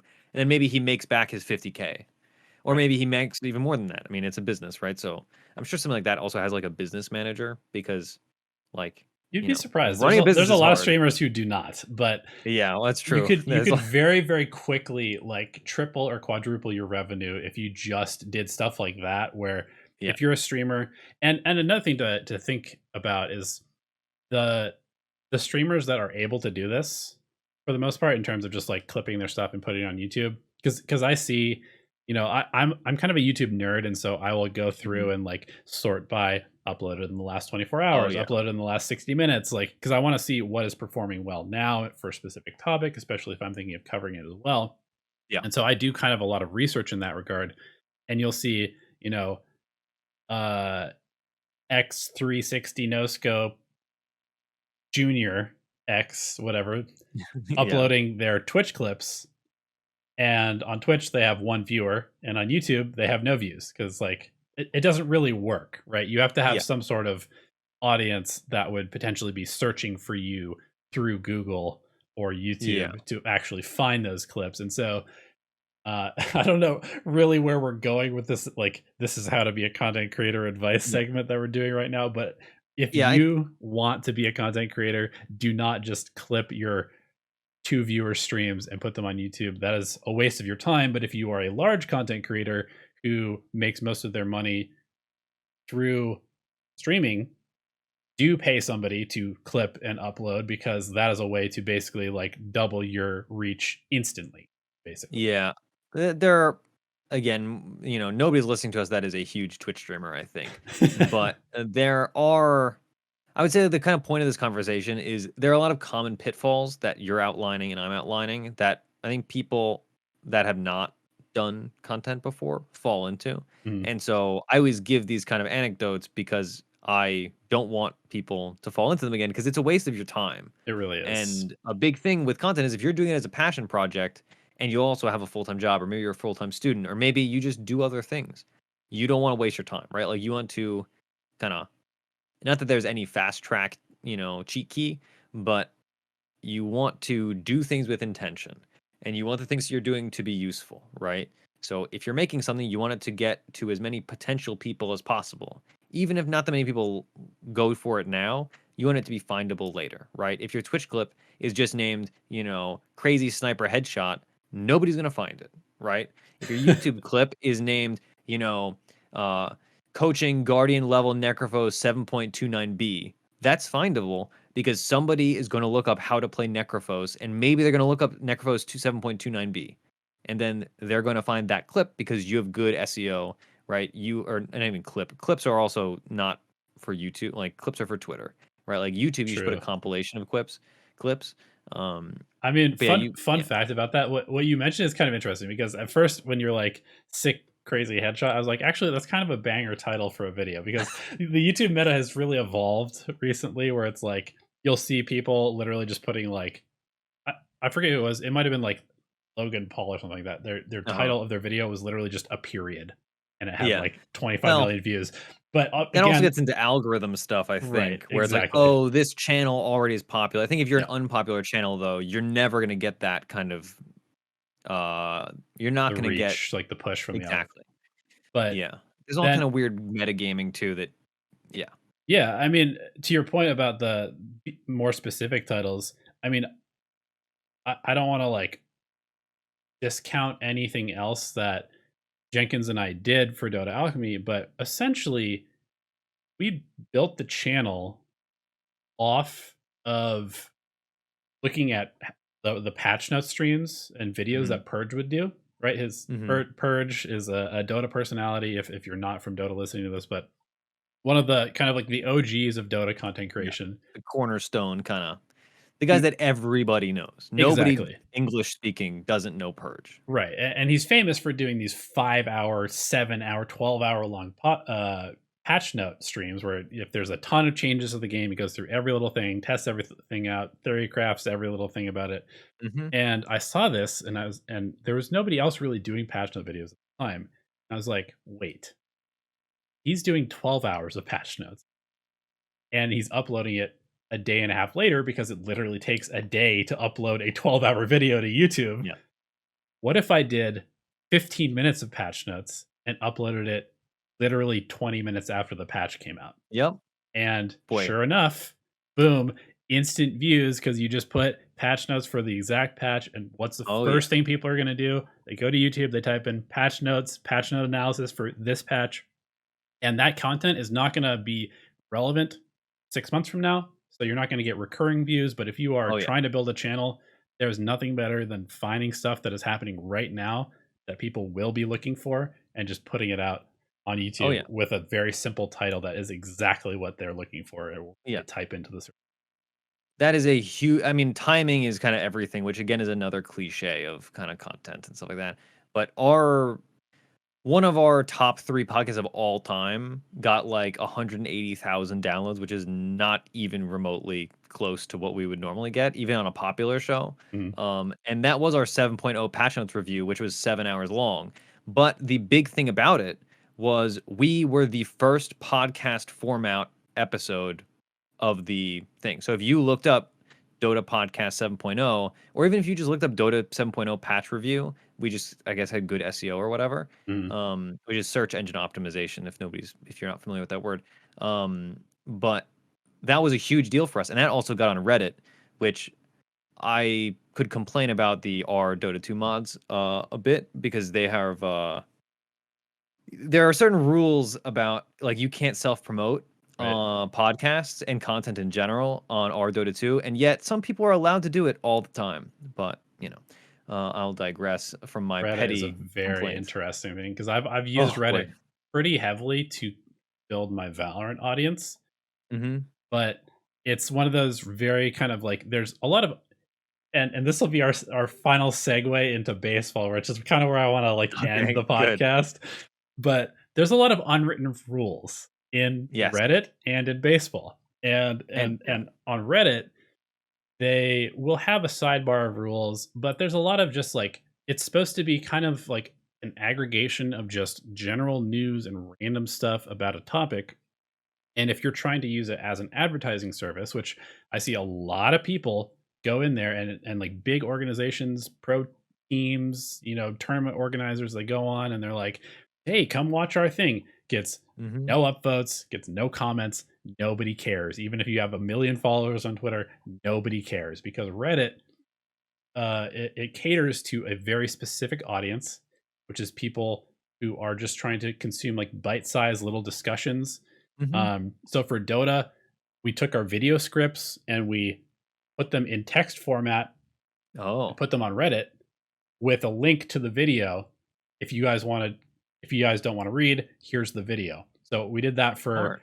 for Dota Alchemy for a bit, and then on Valorant, I went even a step further where I would just put the entire YouTube video without a plug to subscribe because that again is self promotion and you will get Yeah, banned very quickly if you do that. the But tiny little things that suddenly change everything. It's like, oh, you put these 4 words in, you can't do that. exactly. So I would put the entire video on Reddit and then just rely on people to be like, "Hey, I hate the Reddit video player. Do you have a YouTube channel?" And then I would Oh respond to the boy. comment with, "Here's my YouTube Oh, channel." galaxy brain stuff, my friend. All And I right, got boy, like that several thousand subscribers from that because wow. I put up videos that would get 6,000, 8,000 upvotes on Reddit, be the first post on our Valorant for 2 days, and there would be at least 6 people that would ask me for a YouTube channel, and so then that comment Wow. would get upvoted as well. And then I tried to push the boundaries a little bit once, where I in my video I was like, and if you like this type of content, make sure you check out these other videos. And I Mhm. had little thumbnails Oh, of my channel, and I got instantly banned. oh, yeah. Well, it's the, like, it's the little stuff. I just there's like you said in baseball also we have big problems. I would say it's not necessarily a problem, but there's a lot of subjectivity in baseball because you have Mm, umpires, right? And sometimes they call an upper strike and other times they call it a ball, right? And sometimes you lose an inning because of that and other times you win an inning because of that or an entire game for that matter. And I would say like kind of to close out before we do baseball chat, when it comes to content creation, you kind of have to either like you were explaining find ways around that or you have to just kind of understand that sometimes things are going to feel unfair, like you're mhm. going to make a really good video that you spent hours on and then nobody's going to watch it or like Yep. 10 people are going to watch it, right? And maybe they send it to 10 friends, maybe those 10 people are 10 subscribers and that's actually valuable, if we could kind of whatever. But sometimes it's unfair, right? So like on Reddit again, it's a little frustrating because that is the biggest English Dota 2 audience is our Dota 2. And we tried like a dozen different ways of posting content of like we've had honest like just listeners post content like, oh yeah, this fourth spirit show is pretty good. And then they'll get banned or their thing will get taken down. And meanwhile, that's like in the rules. I'm pretty Right. sure like that's fine. Yeah. But people are like, oh, it could have been a puppet account from that criminal Ursinity who's trying to promote himself. It's like, no, I'm so bad at self promotion. It's unreal. Like I could not possibly. Um, Meanwhile, again, the unfair thing is if you make a podcast but have an interview, suddenly you can self promote all you want. And it's like, well, Mhm. that's not fair, is it? It's like, great, you had like, you had Seb on your show and you talked to him. That's still self promotion. Like, True. why is that person allowed to do that? And I have again, it's like Because silly things. news. Like I don't care that much. It's not my job, but it does feel bad. And so I think that's something important for like ambitious people or content creators is like, yeah, things are gonna be disappointing and things are gonna be unfair. That's just how things work, right? Like sometimes you get turned away from a job that you're perfectly qualified for because they hired somebody internally, Right. right? Or sometimes you do something within the rules and somebody tells you it's not. Or sometimes you throw a strike and then Angel Hernandez calls it a ball. And you're like, all right, well, I guess I'm screwed now, right? So Angel Hernandez. Don't even get me started yeah, on that the ultimate umpire. the ultimate meme in baseball is everybody's favorite terrible pitcher Angel Hernandez. I was very angry. I don't even know his name, but I'm an Angels fan specifically. Like, I guess we'll do our brief baseball talk now. I was always a very casual baseball fan. I worked at a sports memorabilia shop for a very long time, and only in this baseball season have I become like a voracious consumer of baseball content, due largely to Shohei Ohtani, who is uh I will say with great confidence he's going to be the MVP for his league. And he is like a god amongst men. But some Yeah. people are So Vladimir Guerrero Jr. fans, but whatever. so real quick about Shohei Ohtani, because I know that probably if anybody's still listening to this podcast, probably don't know anything about baseball and you probably don't care. Okay, yeah, let's. But but in baseball, there's 9 positions that are Yes. on the field. Okay. And Shohei Ohtani is a Japanese player. So Japan is kind of like the only other place outside of the United States and South America and like Latin America that Hmm. cares about baseball. Like there are Yeah. small leagues in Europe and stuff, In but no Korea. nobody really cares about baseball except for Japan and like you said, Korea. But um there's been kind of an influx of Japanese players to the major leagues in North America, which has been a big thing. Been some extremely good players, been some very good players in Japan who came over and were awful in America. Hmm. And it's kind of just been this thing where like every now and then the big leagues will go pick the best player from Japan and bring them over. And so this happened to a guy named Shohei Ohtani, who is not a quintessential Japanese person or player. He's got a Yeah. he's a lot more flamboyant than a lot of Japanese people. Just if we're being general, and Yeah, he's he's also showy. he's I mean, no huge. pun He's intended. very Yeah, he's tall, and he's like 6'4", 250, I he's think, kind of right now. jacked. Yeah, he's like very Yeah. tall and jacked. He does not Call him look like Swole Tani. exactly.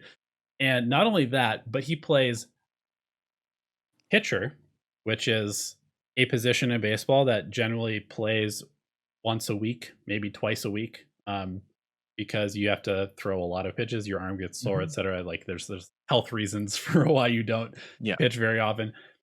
But then everybody besides the pitcher generally plays every game. And Otani also plays another position so that he can play every game Mm-hmm. in addition to pitching. And this is not something that has really happened since like the early 1990 or 1910s. 1920s, 1910s. Yeah. 1920s. Yeah. So Babe Ruth, I think, even if you're not a baseball fan, everybody, Has I heard of mean, Babe most Ruth. people know Babe Ruth.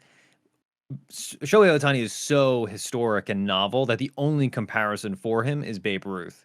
And his numbers are competitive with Babe Ruth and better in a lot of areas. Right. And Debatably. Babe Ruth was one of the best hitters ever and also a very good pitcher, which Mm-hmm. is Yeah. extremely surprising because generally Yeah. speaking, in baseball, if you are a pitcher, you don't hit. It's like it's Yeah. widely regarded as like if you're a pitcher, you can literally get out every time that you come to the plate, and that's acceptable. Yeah, and there are pitchers who will never hit. Like Right. there are pitchers that just don't do it. There are specific rules that allow for other people to hit for the pitcher because the thing about pitching is it's so time consuming to be good at it and it's so difficult to be good at it that it is not feasible for the average player, even a elite level, professional athlete to do both things, right? And even Right. mediocre hitters are like lauded if they are a mediocre hitter and also happen to be a pitcher. Like Jacob DeGrom is arguably the best pitcher right now. He is a pretty decent hitter, and that people treat him like he's a god because he's a decent hitter because it's so unexpected. Right. And so let's go to like a Dota equivalent, right? Just to further this point, and then we can get deeper into There's a the thread baseball about this strategy and stats. yesterday. So if you were to translate this to Dota or a MOBA, it would be like if you were a carry player and a support player at the same time, And you were like basically, and you were the best at both in the yes. world. I would say I would extend it maybe even a little farther and say it'd be like if a top 10 Dota player was also a top 10 league player. Like that's how Yeah. novel it is and how different it is because pitching is so incredibly fundamentally different than hitting, right? And vice versa, Right. right? Being an ace level hitter is such an incredibly difficult skill to hone, right? A lot of people would say the hardest thing in sports is to hit a 99-mile-per-hour fastball. Yeah, I've And batted that's why against like 92, 93, and it is oh, very hard. It is yeah. very And hard. that's why it is and that's why people are excited to hit 300. That means you're striking out you're getting out 7 out of 10 times. If Right. you're a good hitter, you're hitting around 300, right? Like a very good hitter. So Otani, for context here, is a good pitcher. I mean, he's a very good pitcher. He had a bad day last night, but we're not going to talk about that. He got screwed on a couple strike calls, in my humble opinion. But he's a like arguably top 10 starting pitcher, which is also a slightly different kind of We pitcher won't that we get won't into the really. different types Yeah. of pitchers. It's too complicated. But he is a top 10 pitcher, and he is leading the league in home runs, and he's leading the league in extra base hits, which is like basically better hits. And I believe he's leading the league, or at least he's top 3 in bat velocity or velocity off Exit the bat. velocity. Yeah. Yeah, meaning like how hard you hit the ball. And it is truly a historic player that has no comparison. And like they have to change rules and strategies just to like make it work, right? That's how unexpected and weird it is. So yeah, that's the big thing for me to get back into baseball was like I was a casual fan. I joined a work fantasy league. I was doing research and I was like, oh boy, this Shohei Ohtani guy, like, oh, this is kind of cool. And then I just kind of watch random games. I think baseball is an excellent I enjoy it to watch actively, but also it's a really good background noise. So when I'm like I've been really busy the last year, it's a good sport. It's a good hobby to be casually into. Sure. But yeah, it's just kind of consumed my free time. Would you say that some of that interest is due to like on the surface, it's a fairly simple concept, right? It's like throw the ball, hit the ball, catch the ball. Yeah. Basically. But the amount of like deep strategy and statistics work that goes into the game is almost like a parallel with Dota, right? Like absolutely. Dota, 3 lanes, kill their base, the end. But yeah, in theory. but lots of different positions. And yet and a unbelievable amount of data that you can comb through and like pick apart to give yourself an advantage. And I got really into fantasy baseball a while back when like DraftKings and FanDuel was kind of exploding. And as somebody who, played baseball for 15 years or whatever, I don't know.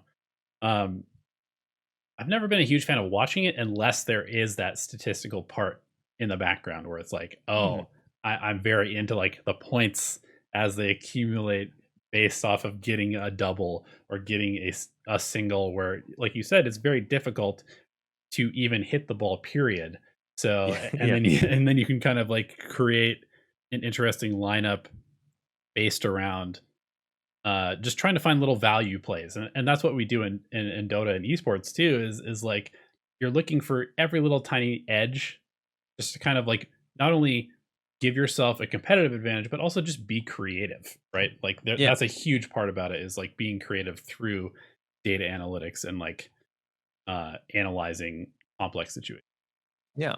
I mean, it's an excellent comparison, right? I think a good like a lot of different hobbies and things, it's a novel kind of experience to be able to have 5 different people look at the same data set and reach 5 different conclusions that are not necessarily wrong at all. Like Mhm. all 5 could be right and just have a different perspective. And baseball definitely has that going for it. Personally, as a history guy, I think baseball is like such a incredibly historic game, right? There's a reason why in 2021 Shohei Ohtani is being compared to a guy from 1919, Right. right? And I think a lot of other sports either don't have that history or don't maybe reference that history and stuff like that, because they're not as quantifiable as baseball, right? Baseball is a inherently, due to the rules and the way the game is played, it's very quantifiable, Mhm. right? That's why we have all these statistics, because it is a game where one of the kind of things that I really like about it is it's a game where the focus is always on one person at one time, right? And that person might switch like Mhm. rapidly within a tenth of a second. But, if a pitch is thrown, the focus is on the pitcher, then the pitch is in the air, the focus is on the batter. Right. The ball is hit, then the focus is on the outfield. And then the Right. outfield throws the ball, and then the focus is on the runner, right? That kind of stuff is captivating, right? And I think it is quantifiable in ways that sports where everybody's doing things all the time are maybe not as quantifiable, or like people will be like, oh, that's the X factor of like, oh, that guy comes in clutch. In baseball, we kind of pull that away. We're like, actually, no, there is no such thing as the X factor. That person is just really good at RASP. Like he's really good at runners in scoring position and a save, whatever. Right. And I'm not necessarily a math guy, but I have a great appreciation for the stats inside of that. But there's just a lot going for it, I will say. And I think right now, baseball is in a really captivating position, right? Baseball viewership has been going up steadily in like the last 10 years or so. There's a huge crop of truly incredible young players, and like the San Diego Padres are one of the most exciting teams to watch right now. And their average age is like 25, right? They have a Interesting. bunch of stars that are like 24, 23. And that's like fun to watch. It's really engaging, right? They are undoing a lot of, like you mentioned earlier, unwritten rules that young people maybe don't appreciate as much, right? Like there are all these rules of sportsmanship that young people are like, well, actually, no, I don't care about that, right? And that's exciting because then you have contrast of like, oh, this old guy is really mad, and this young guy is, kind of upturning the game, and Right. it's just there's a very specific kind of excitement that I think baseball has, and it's a long season. So if you're the kind of person again thinking about esports, that there's a lot of meta game to esports and like Dota and probably Valorant and all that. Um, because a baseball season is 162 games long, there's a huge metagame of like injuries, right? Of like, all right, we're gonna assume that somebody's gonna get injured, right? Because it's just Right. gonna happen because it's an insane thing to do to compete at a professional level for 162 games over the course of a season. Right. Which That's is like like, what, 8 months? It's like, yeah, oh yeah, you're going to do six, an 7 months. elite level athleticism every day with like one day off every once in a while. That's unhinged, truly. And so I love those kind of like meta level. Oh, this guy's really good against this specific player or in this ballpark, right? Like Mhm. every this will be my last thing, and then we can cut this. I don't want to ramble too much. I also don't get to talk about baseball that much because a lot of my like friends are like Dota players that are maybe not necessarily baseball people. Um, I exist a lot on the baseball subreddit. I post there a bit more than the Dota one. I'll put it that way. Nice. Um, but like it's fascinating to me that baseball stadiums are all different. Like Yeah. that's an insane thing, right? Like Right. yeah, Every in football Coors Field, stadium is yeah, exactly 100 yards long and exactly whatever amount wide, but every Yeah. baseball stadium has different dimensions where it, like, Yeah. left field It's fence like might be 30 feet closer in one yeah, or yeah. farther away. Like, Yeah, or like in Tropicana Field, it's like, yeah, the roof is white, so you can't catch outfield balls as easily. Like, what a right. crazy concept to have. I think maybe my final comment on baseball that I think is just so novel is I love that it's a sport where professional commentators whose job that they're paid a lot of money to do to talk about baseball while they're casting a game, they talk about the fans because fans make plays. Like, what other sport has fans make plays in the stands where it's like, oh yeah, like Shohei Ohtani rips a foul ball to left field, and then you have like, what's his name, Mark Gooby something, but people just call him Gooby. You'll have Gooby, he's one of the Angels announcers, Uh, like talking like, oh man, the fan makes an amazing diving catch. Like, what a crazy thing that like some schmuck like me just happens to be in foul territory and makes a cool catch, and then you have like you're on national television. right. What other sport has like fan engagement of like, oh yeah, if you're not paying attention, you might die. Like that's crazy. This- That's awesome. it That's so much is. fun, I right? mean, Or and you make yeah, baseball sound so much more like interesting than it actually yeah, it is. is. Again, I will just say like I think like I'm somebody that was a casual fan, and I've only really come to appreciate it over the course of this season, and that's why I kind of am such a evangelical person for it right now because I do think like it's something that has made my life like better. Like I really truly like it makes my day better. Right? It gives me something to do. It also like if you're like a nerdy esports person, you might not always have something to talk about with your like bro coworkers, not to stereotype, but like I have friends at work that are good friends now that I would not be friends with if I had not like joined a silly fantasy baseball league that I'm getting destroyed in, by the way. Sure. But like also because I wasn't into baseball when I drafted my team, and now I am, and I'm dealing with the consequences. But $100, oh well. But so that's why I just think people should give it a try. I think there's a lot of stereotypes about baseball, like oh it's slow, oh it's boring. And that may have been true in the past of certain baseball meta games of like contact plays or Mhm. whatever.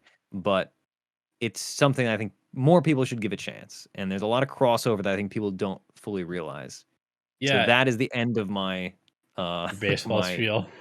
yeah. I just want people to give it a try. It's fun. All right. Like watch the Angels game from last night. All right. If you want to watch, well, actually there was 2 rain delays, so maybe don't spend 5 hours watching that. But it's awesome. It's cool. Watch them. Just Google Shohei Ohtani highlights or like Ha-Sung Kim defensive highlights. That's one of my favorite videos. Is just a compilation of a Ha-Sung Kim, who's a third baseman for the Padres, Mhm. making incredible defensive plays as a rookie. Like Yeah, it's or just like so cool. outfield, the best outfield defensive Yeah. plays like that. Those are Oh, it's definitely so good. something that they're a good entry point into baseball because it is a little bit of an opaque sport to try and get into initially, I Yeah. think, because A there lot are of a lot weird of random rules, rules. It's like, unwritten rules. Yeah. yeah, A lot of and teams. Also, there's 30 teams. That's crazy. there are, I mean, but that's also kind of an interesting thing that I kind of wanted to maybe pull things back full circle to esports because there's been hmm a bit of experimentation in esports with kind of like franchising or like Yeah. city based teams like we saw it in Overwatch And and Overwatch. Call of Yeah. Duty and stuff like that. But beyond that, I just feel like there's so much that can still be pulled from the traditional sports sphere to esports to make it better because right now Yeah. it kind of feels like esports is in a place where it's this burgeoning industry. There's a lot of people pumping money into it. There's a lot of people trying to take advantage of it, and not necessarily in a predatory way, although that does exist. Yeah. But there's kind of like this. Oh, we're esports. We're like the cool We're new different. thing. We don't want to do it like traditional sports, right? Yeah. And yet, as people do introduce concepts from traditional sports, esports gets better. Like sports psychologists, support staffs for teams. I Yeah. think that College league. yeah, college development leagues, that kind of stuff. And for anybody that's interested in like commentating, baseball is the oldest form of like sports commentary, basically, or hmm certainly one of the oldest forms. And they do it the best too, because every single city has their own broadcast. So hmm you get people who actually like know the players on a first name basis, interact with them, have the inside scoop on the teams. They like travel They with the text team. them during the game sometimes. Yeah. In yesterday's Angels game, the one of the casters was texting Mike Trout, arguably the best baseball player right now, who's Mhm. injured. he texted him like, "Hey Trout, what's the weather like?" Uh, Like in the middle of a baseball game, and it's novel, right? And we get that a bit in esports, but not as much. Like you're pointing out, not as much as we would like. But yeah, you will hear on panels, like, "Oh, Owie 2000." He's like, "Oh, I talked to Bulba, and he said that their team really loves this." right. Although And we're they like only to kind of hide strats starting to or get whatever. that in esports because a lot of the pro players that were like the first wave are kind of retiring, so they have these network Okay, yeah, connections. But um, in like baseball, for example, or football, whatever, soccer, everybody who's European is upset now. But like um, the commentary is an art form that has been perfected and refined in these for a very long time. And like big time. esports has good commentators, they have good hosts, they have this kind of stuff. But if you want to get better at your craft, if you're a caster or you're interested in creating content and stuff like that, just take a look at traditional sports. Like the fact that there is, I don't, there's like kind of forays into creating like sports center esque stuff for esports, but it's not really well Yeah, done. There are highlight channels, but they're not really like, they don't capture what Sports Center did for me yeah, growing up as a kid. And like the commentary, the conversational style, like there's so much cool stuff in sports that is just there for the taking and translation into esports that has not been taken advantage of, in my opinion. That could really just elevate what happens in esports to such a huge degree if esports people could either know about it or like push the ego down of like, we're going to do this yeah. Oh, better we're than traditional different. sports, and just kind of like adopt some things.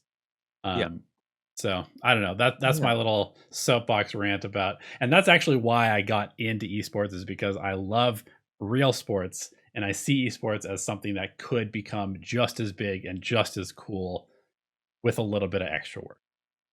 Absolutely. I mean, again, I'm a relatively new, like, big time sports fan, but I've always been around it.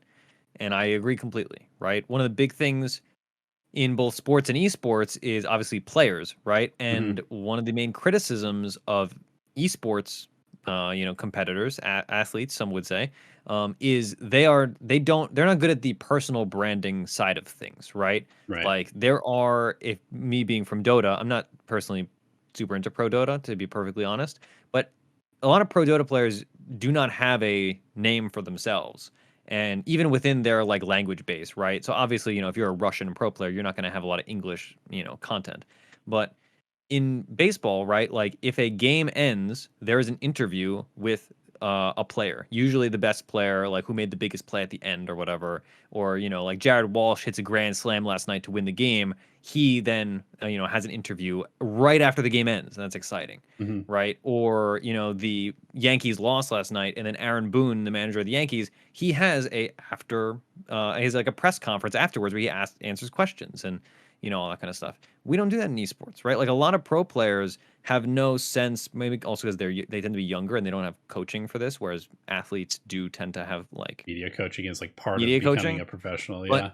that's always been something that absolutely blows my mind, especially making content to make this full circle, is how many pro players will not do an interview Right. or like will not talk about the game. I'm like, your job is this game. Like all you have to do is talk to me for like 45 minutes in casual. I'm not going to ask you hard hitting questions. Yeah. We're just going to talk like, oh, why do you like Vengeful Spirit, Koifa or Right. whatever. And then like it builds them a brand, and that builds them longevity over, all right, maybe you're going to stop being an elite level, Dota player after 15 years, but then you can still do more stuff afterwards, right? Right. And that's something that, again, I think it's partially due to the age and the lack of media training. But that's one of the big things that I always think about when I'm watching pro Dota is I don't know these players. Right. Whereas when I watch baseball, I know the players, right? Even for teams that I don't follow, I can watch a, Cincinnati Reds game and I know at least a few players, right? Like I know Castellanos, I know Votto, right? So Hmm. that at least is some base. And also they have what, Amir something that gets into fights all the time. He's a pitcher.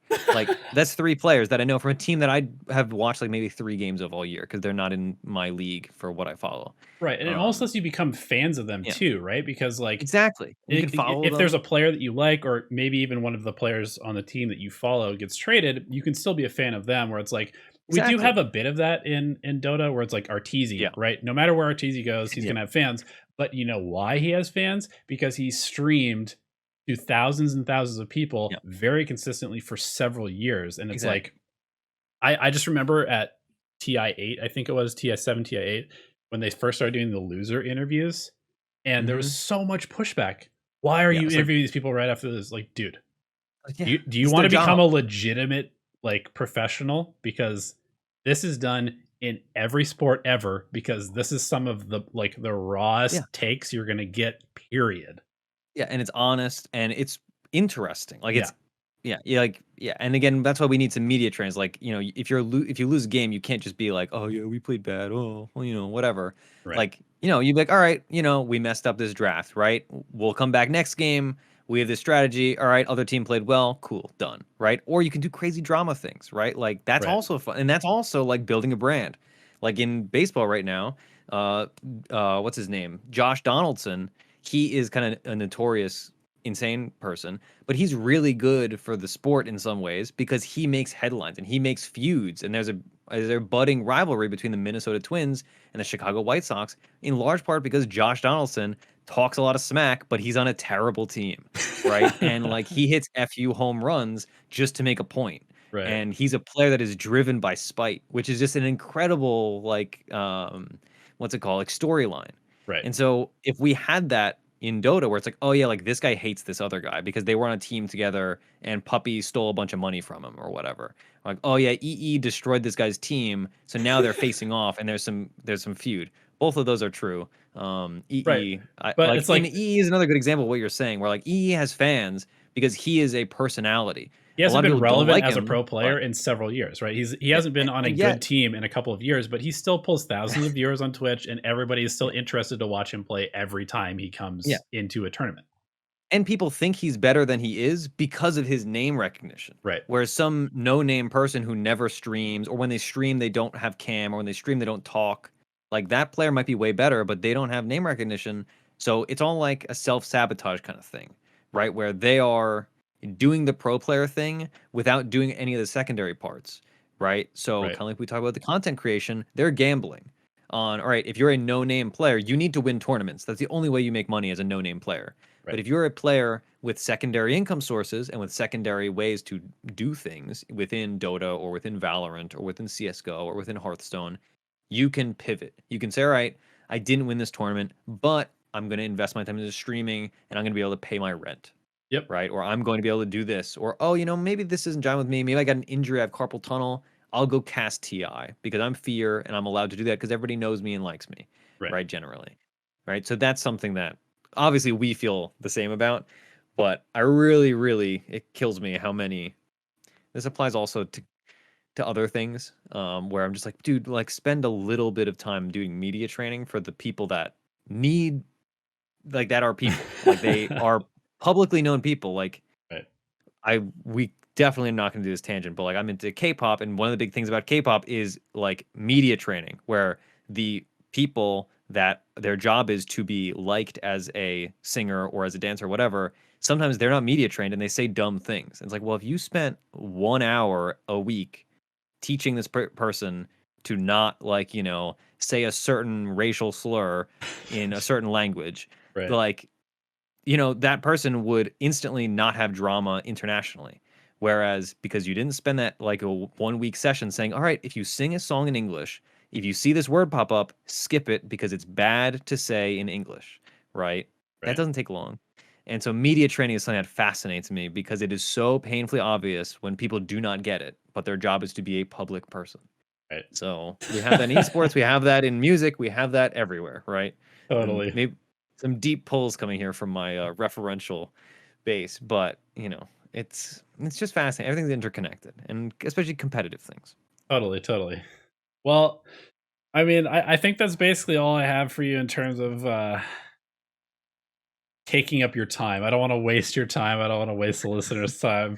We've gone on many different tangents, but I think we've kept it relatively cohesive in terms of like Oh yeah, content creation and how everything is interconnected, like you said. So I just want to say thanks again for joining me on this first episode of the podcast that I'm doing here. We'll see whether I can make it past 5 episodes. We'll see. We'll You see. just gotta pass the PPD bar, which is pretty low. So at least when you make it past there, I mean, it was good fun. Like obviously, I love doing this kind of stuff. I love talking, and it's nice to do like a show like this because I'm not in the structure of my own show. So we get to talk about baseball. Yeah. Whereas my co-hosts, as lovely as they are, do not want to talk about baseball, right? That will never happen on a Fourth Spirit podcast, despite how much I might want it to happen. So I'm more than happy to spend my afternoon doing this. I would be more than happy to do it all over again. Well, cool. Well, maybe we'll have you back in a few episodes once I get past the PPD bar. And it's kind of cool Yeah. because I've been on your show once, and now you've been on my show once. So Oh yeah. we'll kind of figure out who's next, and I'm Yeah, sure we'll we'll do alternate. another one here pretty soon. Do you have anything that you want to plug? What are you up to? Is there anything that you'd like to kind of shout out before I let you go? No, I mean, like you can follow me on Twitter, at Ursinity, Ursinity. I'm always on Twitter. I tailor my Twitter to be mostly like esports and like my thoughts and stuff like that. I very intentionally cut out some of my like personal hobby stuff because I know that's not what people want.